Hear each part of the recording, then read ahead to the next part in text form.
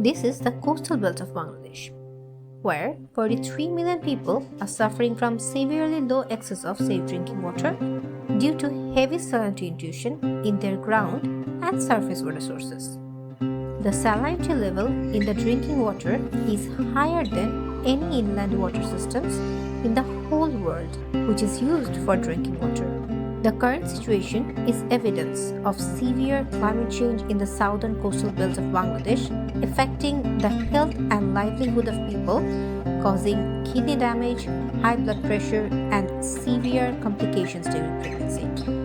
Besides having a negative impact on people's health, it has multidimensional societal effects like low opportunity for female education and increased gender violence resulting from the burden of collecting water, causing early marriage, and so on. NGOs and different government entities have taken several attempts over the years for generating systems like rainwater harvesting or big desalination plants. But those attempts proved insufficient due to the lack of sustainability and failure to engage the local community. Rainwater harvesting systems can only support people for 4 to 6 months, and the systems are subject to very easy contamination. And if you think about large desalination plants, they first of all need high installation cost. Secondly, they require to support 500 to 1,000 families to remain profitable. Now think about the thousands family living at the last mile. Females in those families need to travel more than half an hour every day to collect water. This is no way an efficient system. And if they want to avoid travel, they need to pay more than 2 BDT per liter for water, which is not affordable for lower income households. The desalination plants have additional problems too. They operate for limited hours and thus cause long lines and waiting time for collecting water. They also require paid manpower and sometimes need subsidies to sustain them. Thus, most of the plants, when funded by NGO projects, become inoperational after project periods.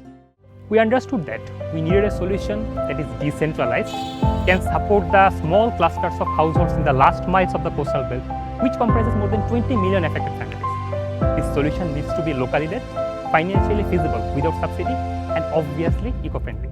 That is, Tetra conducted an R&D and came up with a desalination system that can be set up in a courtyard, can run autonomously with a smart water ATM system, is solar powered, and is managed through a business model which empowers local females as micro-entrepreneurs and business partners of Tetra. Hi, I'm Sabrina from Tetra. We co-designed the whole system so that we can reflect the demand of the local users in our product design. And as a result of our R&D, we have come up with this unique product. Let's have a look on our plant. So at first, it comes the pre-treatment layer, where the sedimentation of the water gets removed. Then finally, it gets into the second pre-treatment layer, the iron removal unit, where we remove the iron from the water. And finally, it gets into the RO system, where we remove the salt from the water. And finally, it gets into that output jar, and from that jar, it gets into straight to the output point of the water ATM.